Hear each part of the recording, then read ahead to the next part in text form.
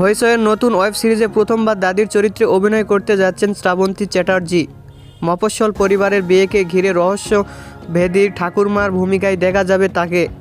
বাস্তব জীবনে শ্রাবন্তী চ্যাটার্জি একজন মা হলেও পর্দার জন্য এবার তিনি এক বিপ্লবী পরিবর্তন আনতে চলেছেন।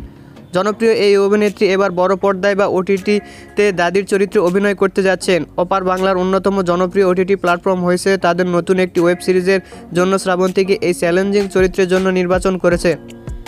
এই নতুন ওয়েব সিরিজটি পরিচালনা করবেন অয়ন চক্রবর্তী এবং চলতি মাসে এর দৃশ্য ধারণের কাজ শুরু হওয়ার কথা রয়েছে।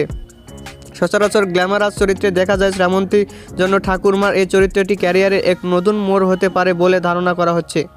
নির্মাতাদের ও শ্রাবন্তীর এই নতুন লোক অভিনয় নিয়ে বেশ আশাবাদী।